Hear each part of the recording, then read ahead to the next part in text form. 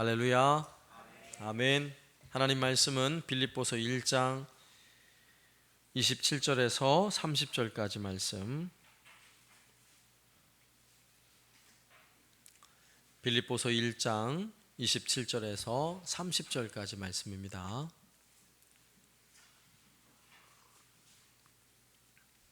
우리 다 같이 한 목소리로 말씀을 같이 읽겠습니다.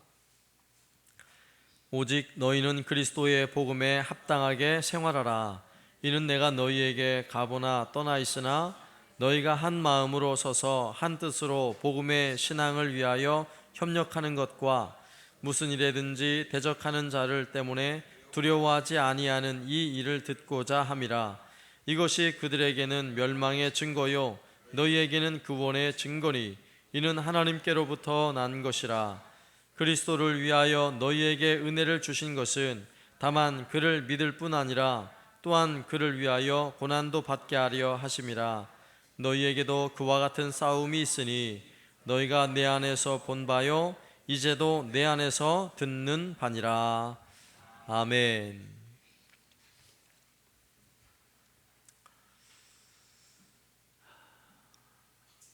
잠언 4장 23절 말씀에 보면 모든 지킬 만한 것 중에 더욱 내 마음을 지키라. 생명의 근원이 이에서 남이니라. 자, 이렇게 말씀하고 있습니다. 마음을 지킨다는 것, 그게 어디 쉬운 일이겠습니까?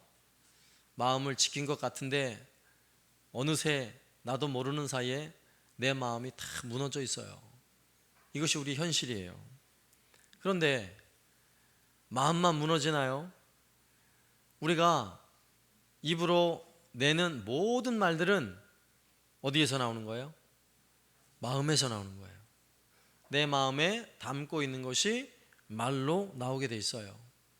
그래서 누가복음 6장 45절에서도 선한 사람은 마음에 쌓은 선에서 선을 내고 악한 자는 그 쌓은 악에서 악을 내나니 이는 마음에 가득한 것을 입으로 말함이라.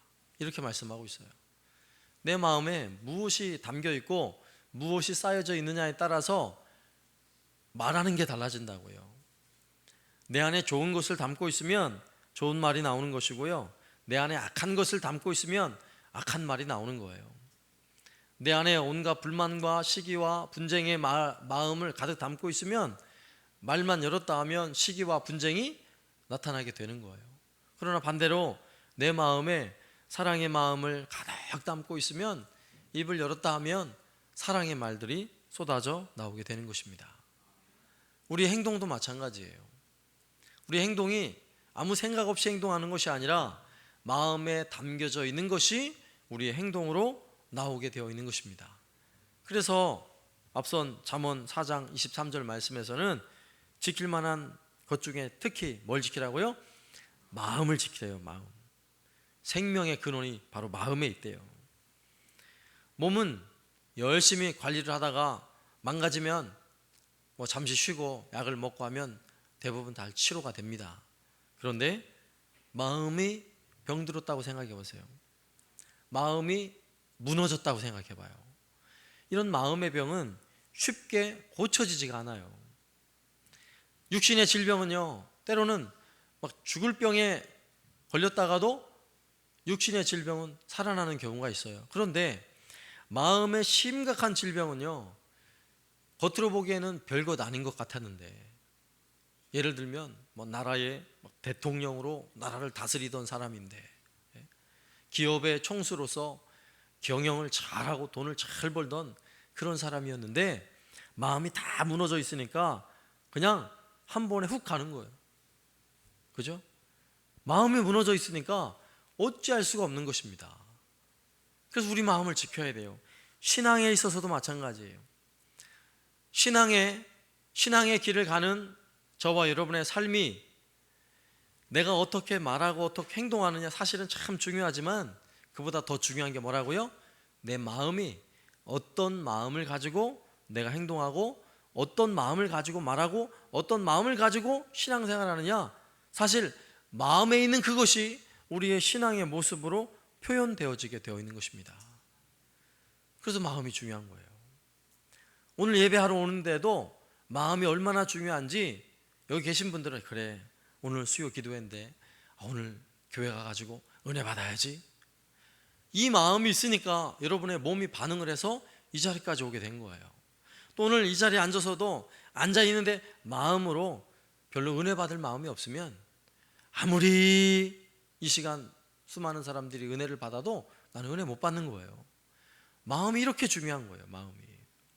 우리는 앞선 빌립보서 내용에서 어떤 내용을 살폈냐면 바로 이 내용을 살핀 거예요. 사도 바울을 통해서 우리가 어떤 신앙의 태도, 마음의 태도를 가져야 한다고 앞서서 말씀하고 있습니까? 사도 바울은 내게 사는 것이 그리스도니 나는 죽는 것도 유익함이라 사도 바울이 이렇게 이야기를 했어요.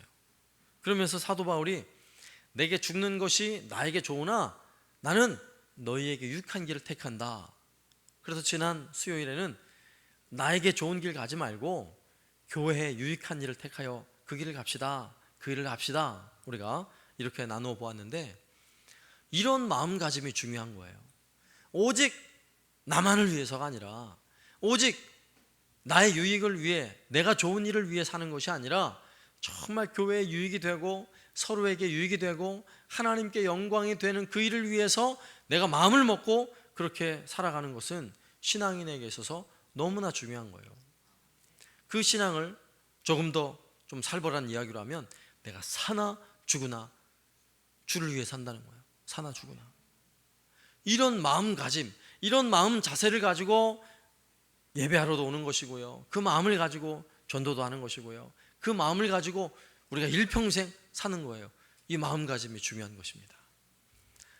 자, 오늘 우리가 읽은 본문의 말씀은 그런 마음가짐을 가졌다면 우리의 삶 속에서 어떤 행동 방식이 나타나야 하는가를 이제 구체적으로 사도 바울이 이야기를 하는데 27절 말씀에 보면 오직 너희는 그리스도의 복음에 합당하게 생활하라. 자, 이렇게 말씀하고 있어요. 그래서 27절부터 마지막 30절까지는 그런 마음 자세, 신앙인의 마음 자세를 가지고 우리의 삶 속에서 어떻게 실천해야 하는가, 어떻게 생활해야 하는가에 관한 실천적 문제들을 우리에게 교훈하고 있는 것입니다. 그런데 27절에 나오는 생활하라 라는 이 단어는 좀 특이한 단어예요. 우리는 평범한 단어지만 이 성경을 기록하던 당시 로마 시대였죠. 로마 시대에 이 단어는 어떨 때 사용하는 단어냐면 로마 시대는 사람들을 딱 두 종류로 나눠요. 어떻게 나누는 줄 아세요? 한 부류는 지성인이고요, 한 부류는 야만인이에요. 그럼 지성인 부류에 속한 사람이 누구예요? 로마 시민권을 가진 사람들, 로마 시민. 그리고 나머지는 다 야만인이에요. 그들은 그렇게 불렀어요. 그래서 사도 바울도 로마서 1장 14절에 보면 어떤 표현을 쓰고 있냐면 헬라인이나 야만인이나, 그죠? 지혜 있는 자나 어리석은 자나 다 내가 복음에 빚진 자라, 이런 표현을 하고 있어요.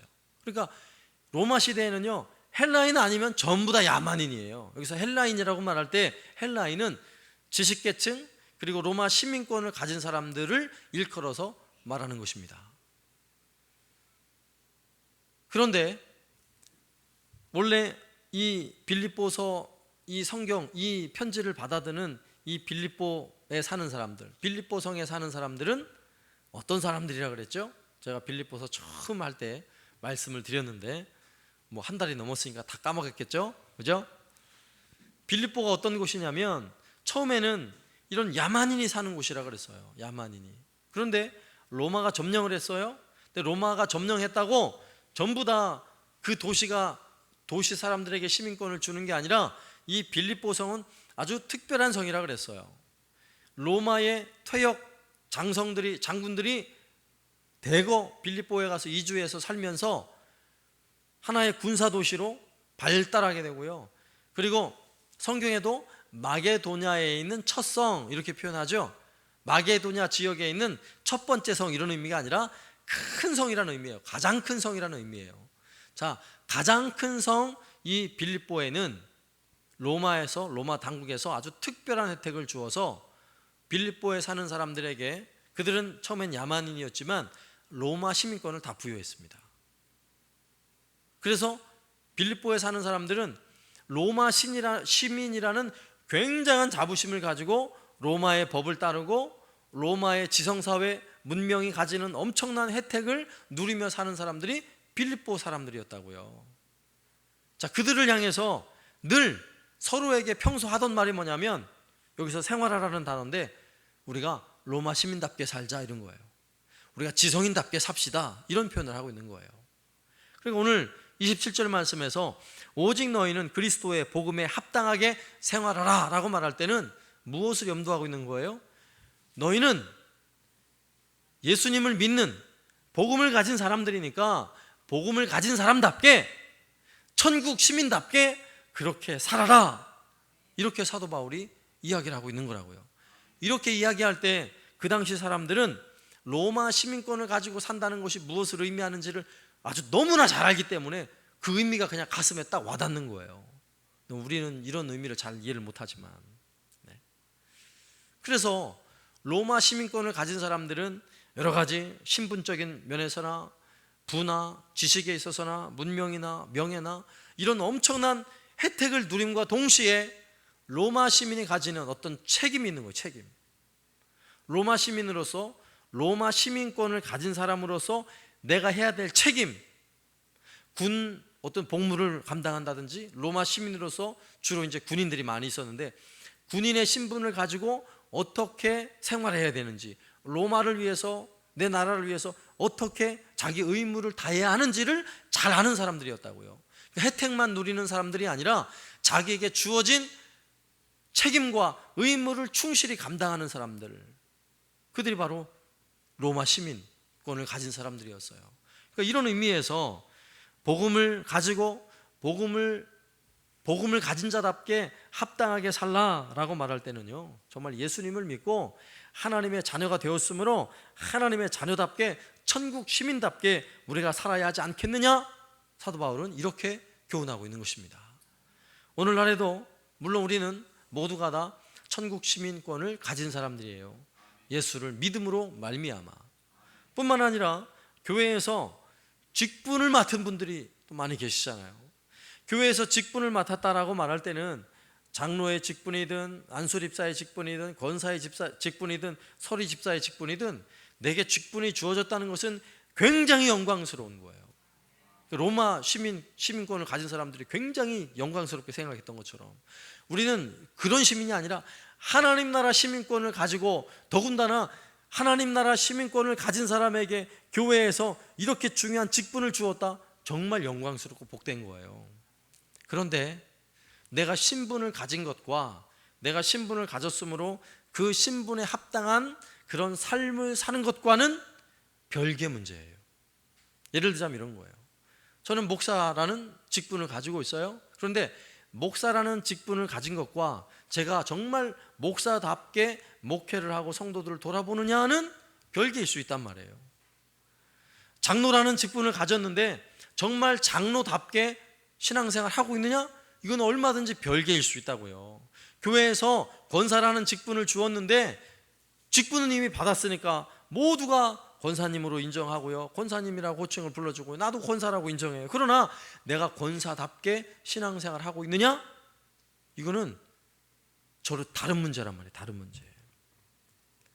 오늘 본문에서 그 이야기를 두 가지 내용으로 이제 설명을 하고 있어요. 그러면 천국 시민답게 어떻게 행동하고 어떻게 살아야 하는가, 실천적인 부분들을 두 가지 내용으로 말씀하고 있는데, 그 첫 번째는 한번 따라서 해보세요. 한 마음과 한 뜻으로 협력하자. 네, 한 마음 한 뜻을 품고 서로 협력하자는 거예요. 그 말씀 27절 중반 이후에, 이는 내가 너희에게 가보나 떠나 있으나 너희가 한 마음으로 서서 한 뜻으로 복음의 신앙을 위하여 협력하는 것과, 아멘. 한 마음 한 뜻을 가졌다는 것, 얼마나 행복한 소리인 줄 아세요? 부부가 한 마음 한 뜻이 되어 있다는 거, 여러분 얼마나 행복한 줄 아세요? 경험을 안 해보셨어요? 예? 부부가 한 마음 한 뜻이 되었어요. 너무너무 행복한 거예요. 예? 가족이, 부모와 자녀들이 한 마음 한 뜻으로 살아요. 음식이 많이 있건 뭐 반찬이 화려하건 상관없이 한 마음 한 뜻이 되어서요, 적으면 적은 대로 나눠 먹고 많으면 많은 대로 풍성히 먹고, 이렇게 한 마음 한 뜻으로 살고 있다고 생각해 봐요. 너무너무 행복한 가정 아니겠어요? 교회도 마찬가지예요. 교회도 성도들이 많으냐 적으냐 상관없이, 그 교회가 어떠하냐 상관없이 모든 성도들이 한 마음 한 뜻 되어서 서로 돕고 협력하며 하나님의 일을 잘 감당하고 있다면 너무너무 아름다운 거예요. 이건 꿈 같은 이야기를 지금 하는 거예요. 꿈 같은 이야기. 예? 오늘 수요 예배를 드리는 이 시간도요, 예배 드리는 여기 모두, 우리 모두가 찬양을 할 때나 말씀을 들을 때나 함께 기도할 때나 정말 한 마음 한 뜻이 되어서 하나님께 은혜를 구하고 찬송하고 기도하고 한다고 생각해 보세요. 너무너무 귀한 거예요. 그렇게 예배하고 그렇게 모이는 그런 교회는 너무너무 행복해요. 그런데 그렇게 행복한 곳인데 이거는 사실 거의 불가능한 수준이에요. 사실은 알고 보면, 그죠? 교회에서 모든 성도들이 일사불란하게, 만지 군대에서 뭐 제식 훈련하고 막 열병식 하면, 그죠? 대열을 딱 맞춰가지고 각도 딱 맞춰서요, 팔 올라가는 각도 딱 맞춰가지고 착착착 걸어가는 거 보면은 어때요? 막 기분이, 와, 입이 딱 벌어지죠. 너무너무 멋있어요. 교회가 그것처럼요, 막 일사불란하게 탁탁탁탁 움직인다면 여러분 생각해 보세요. 너무너무 아름답지만 그런 교회가 없다는 사실이에요. 그런 교회가 없어요. 그런 교회가. 네? 그러면 한 마음 한 뜻으로 협력하자, 도대체 이게 무슨 말일까요? 그런 교회가 없는데 그렇게 하자, 왜 이렇게 얘기할까요? 왜? 이 말은 무슨 말이냐면, 모든 교회 성도들이 다 똑같다는 이야기가 아니에요. 모든 교회 성도들이 똑같은 마음을 가지고 막 생각도 똑같고 행동하는 게 다 똑같다는 이야기가 아니에요. 그럴 수는 없어요. 그런 교회는 이 세상에 한 번도 없어요. 그럴 수 없어요. 그렇다면 오늘 말씀에서 한 마음 한 뜻으로 협력하자라고 말할 때는 오늘 말씀에 중간에 아주 중요한 내용이 껴 있어요. 그게 뭐예요? 복음의 신앙을 위하여. 이 말이 껴 있잖아요. 복음의 신앙을 위하여, 이걸 위하여 한 마음 한 뜻 가지고 협력해야 된다는 것입니다. 아시겠죠? 이게 우리가 이루어야 될 실천사항이에요. 교회 안에서 성도로서, 내가 직분자로서, 여기는 목사는 목사로서 우리가 해야 될 너무나 중요한 실천적 과제가 바로 이거예요. 복음 신앙을 위해서, 이것저것 빼고 그냥 한마디로 복음을 위해서 우리 한 마음 한 뜻 되어야 된다고요. 복음을 위해서, 다른 걸 위해서가 아니라 정말 복음을 위해서. 복음이라고 말할 땐 그 복음의 내용이 뭐예요? 예? 전도하는 거라고 먼저 생각하는데, 물론 전도하는 것도 복음의 일부분이지만 복음이라고 말할 때는 무엇이 복음인 줄 아세요? 십자가예요. 십자가 안에 우리에게 보여준 그리스도의 사랑, 이게 복음이라고요. 그러면 십자가 사랑, 이 복음은 뭐가 복음이냐? 나같이 미천한 것을 사랑하는 게 복음이잖아요. 나는 아무것도 없어요. 정말 보잘것도 없어요. 그런데 하나님이 나를 사랑해 주셨어요. 내게 어떤 대가를 요구하지 아니하시고 독생자 예수를 보내주셔서 그를 나를 대신해 죽이시고 나를 건져내셨다고요. 나를 하나님의 자녀 삼아 주셨다고요. 그리고 천국의 시민권을 주셨다고요. 우린 이 복음을 가지고 있어요. 이 복음이 우리를 하나 되게 하는 것입니다. 이 복음을 가지고, 이 복음 안에 한 마음 한 뜻을 가진 사람들은 그래서 어떤 마음을 가지느냐? 서로 용서하고 용납하고 사랑하는데 한 마음을 가지는 거예요. 이 십자가 사랑을 가지고 주의 사랑, 예수님의 사랑을 이루는데 한 마음 한 뜻을 이루고 협력을 하는 거라고요. 막 일사불란하게 일하면 막 착착착 하는 그런 게 아니라, 그런 하나됨이 아니라 십자가 사랑을 이루는 데 있어서 하나됨을 의미하는 것입니다. 그래서 교회는요, 얼만큼 일을 잘하느냐는 사실은 그렇게 중요하지 않아요. 네. 오늘날 성공주의 이런 사상에 점점 세상의 분위기에 휩쓸리다 보니까 교회를 바라볼 때도 이런 성공주의 시각으로 바라봐요. 그래서 예배당을 막 그럴싸하게 지면 아유, 목사님 성공하셨네요. 성공은 무슨 성공? 네? 예배당 지으면 성공이에요? 성공 아니에요. 진짜 성공은 뭐예요? 오늘 말씀에 있는 것 같이 우리 안에 정말 가슴 저미는 이 복음의 신앙 가지고, 이 십자가 사랑을 가지고 내가 감당할 수 없는 그 사랑을 해내는 거, 이게 진짜 성공이라고요. 그래서 교회는 일사천리로 일을 잘하는 게 중요한 게 아니라 다른 교회들보다 더 빨리 막 교회가 성장하고 다른 교회보다 더 멋지게 막 예배당을 짓는데 더 앞서가는 게 잘하는 게 아니라, 교회는 좀 더디 가더라도, 좀 천천히 가더라도 연약한 자, 좀 뒤처진 사람들 일일이 챙겨가면서 천천히 가는 게 잘하는 거예요. 이게 복음신앙이라고요. 복음신앙. 네? 이걸 위해서 어떻게 해야 된다고요? 한 마음 한 뜻을 품어야 된다고요. 세상으로 볼 때는 나를 따르라, 막 제일 앞장서 가지고 막 나를 따르라 그러면 영웅처럼 취급을 해줘요. 와, 정말 훌륭하십니다. 정말 대단하십니다. 당신 때문에 우리가 있습니다. 막 이러면서 당신 때문에 오늘 우리가 있고 이렇게 우리가 발전했습니다. 이거를 속된 말로 개뿔이라고 말해요. 개뿔. 그렇지 않아요. 아무리 앞서서 혼자 달려가도 저 뒤에 뒤쳐져서 실족하고 넘어지고 쓰러지는 사람 있으면 절대 잘 가는 거 아니에요. 교회 공동체는요, 이런 의미에서 한 마음 한 뜻이 되어서 서로 협력해서 복음신앙을 세워가야 되는 거예요. 복음신앙을. 예? 빨리 안 가도 괜찮아요. 좀 늦어도 괜찮아요. 챙기시라고요.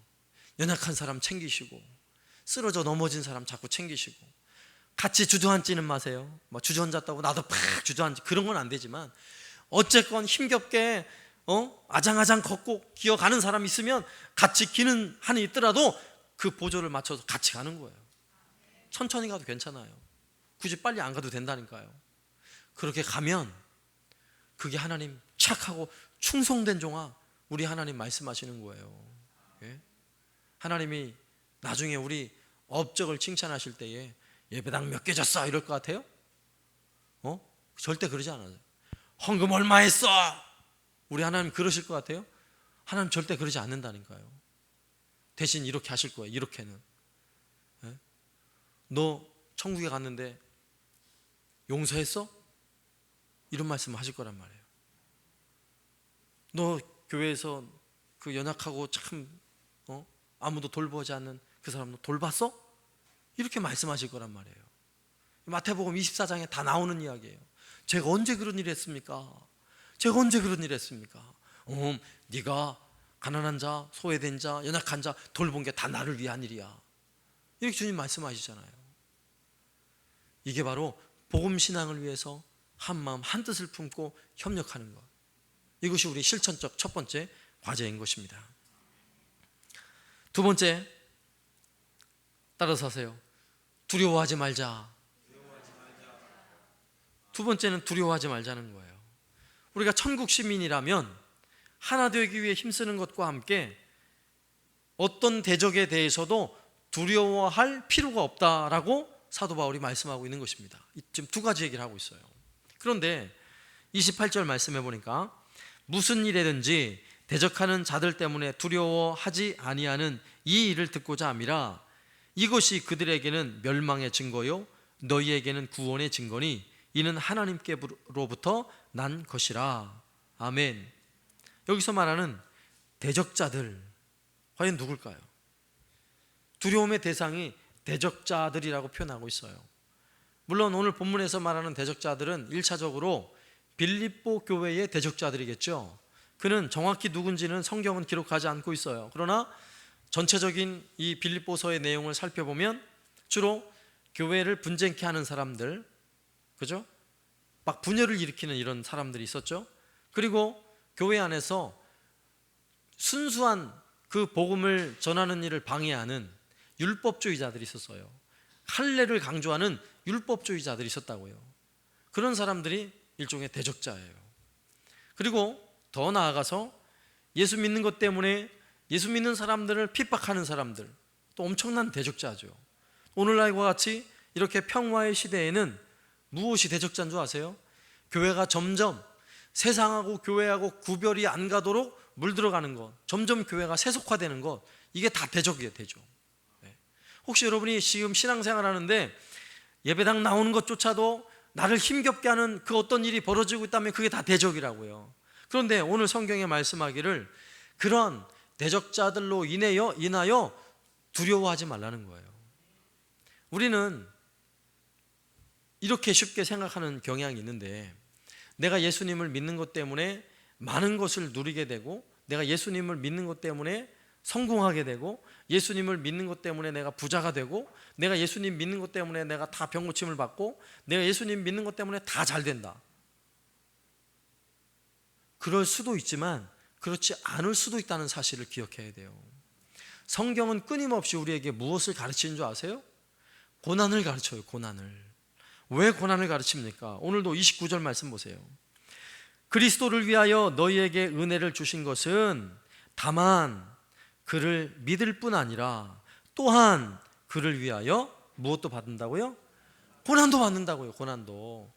예수님 믿는 것 때문에 고난도 함께 받게 되어 있는 것이 교회 역사 속에서 변함없는 진리라고요. 예수님 믿어서 오늘날과 같이 자유로운 시대를 알지라도 내가 예수님 믿는 것 때문에 손해를 봐요. 그게 정상이에요. 예수님 믿는 것 때문에 억울한 일도 당해요. 예수님 믿는 것 때문에 승진하는 일에 자꾸 누락이 돼요. 그게 당연한 일이라고요. 그게 오히려 내가 예수님 믿어서 막 승진도 잘 되고 예수님 믿어서 다른 사람보다 부자가 되는 게 원칙이 아니라 사실은 고난이 원칙이에요. 사실은 성경에서는. 그런데 오늘 말씀에서 그런 고난이 대적자와 같이 우리에게 엄습해 온다 할지라도 두려워하지 말라고요. 왜요? 우리는 천국 시민을 가진 사람들이니까.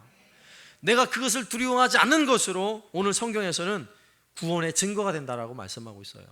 이 말은 무슨 말이냐면, 내가 예수님 믿는 것 때문에 세상 사람들이 볼 때 아이고 예수 믿는 것들이 왜 이렇게 안 되지? 예수 믿는데 왜 저렇게 집안에 문제가 있어?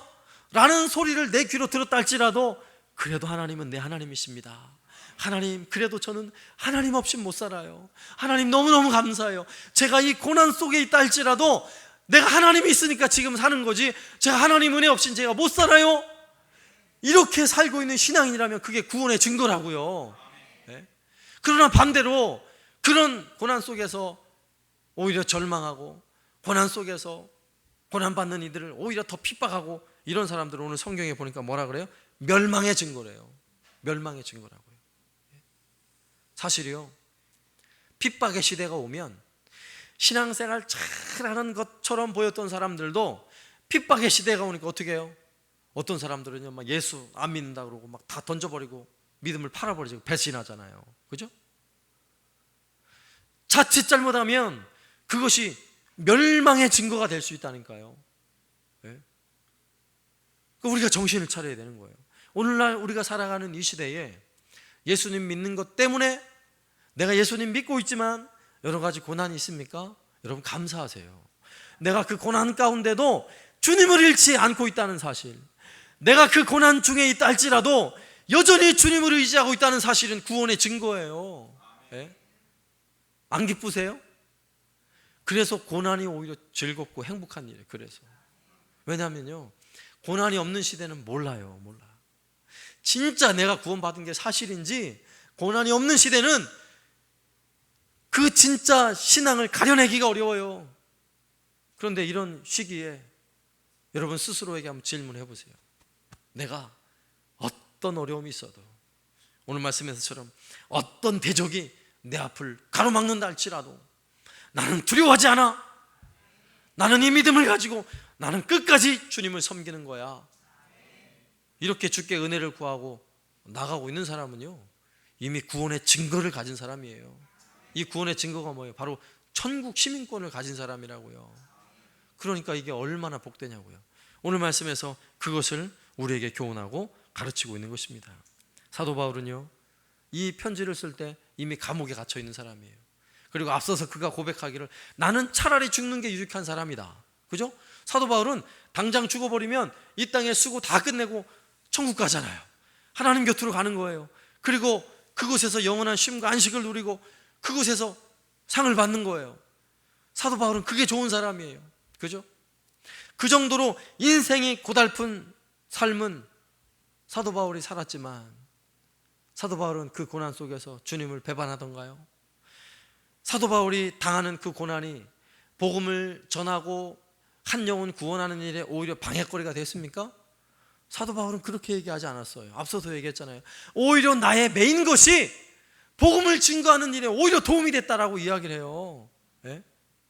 내가 매여 있으나 풀려 있으나 어쨌건 이렇게 하나 저렇게 하나 하나님의 복음 전하는 일에 있어서는요, 놀랍게 그 일이 되고 있다고 사도 바울이 고백하고 있는 것입니다. 이게 우리 신앙이 되어야 돼요. 이게 우리 고백이 되어야 돼요. 우리는 예수님 믿는 것 때문에 그것만 가지고도 너무너무 행복한 거예요. 내가 굳이 이 땅에 다른 사람들이 볼 만큼, 다른 사람들이 부러워할 만큼 많은 혜택을 누리지 않고 있어도, 내가 믿음을 가졌다는 것 때문에 엄청난 복을, 세상적 기준으로 볼 때 이런 눈으로 보이는 복을 내가 가지고 있지 않다 할지라도 그래도 내가 예수를 꼭 붙잡고 있는 사람, 진짜 신앙이라니까요. 복된 신앙이에요. 그런 신앙은요, 구원의 증거라고 말씀하고 있어요. 그런 신앙은요, 정말 핍박이 와도 흔들리지 않는 신앙이고요, 그 천국 시민권은요, 영원히 유효한 거예요. 오늘 말씀에 근거하자면. 네. 그러므로 인생이 힘겹고 끝없는 고통이 내 앞을 엄습해 온다 할지라도 두려워하지 마시기 바랍니다. 오히려 기도하는데 즐거움이 돼야 돼요. 그 일 때문에 내가 또 기도해야지. 그것이 기쁨이 되는 인생이에요. 이것이 바로 우리의 신앙의 실천적 과제인 것입니다. 오늘 말씀을 요약해 보면요, 정말 천국 시민으로서 살아가는 이 두 가지 사도 바울이 주는 중요한 교훈, 한 마음 한뜻 되어서 복음 신앙을 위해서 우리 협력하자는 거예요. 복음 신앙 말씀드렸죠. 그리고 두 번째는 어떠한 대적이 우리 앞을 가로막고 엄습해 온다 할지라도 두려워할 이유가 없다는 사실이에요. 우리는 주님 믿는 것, 예수님 믿는 그 신앙 하나만 가지고도요, 거뜬히 이겨낼 수 있는 것입니다. 이 믿음과 이 신앙으로 살아가는 저와 여러분 되시기를 살아계신 예수님의 이름으로 축원합니다. 아멘.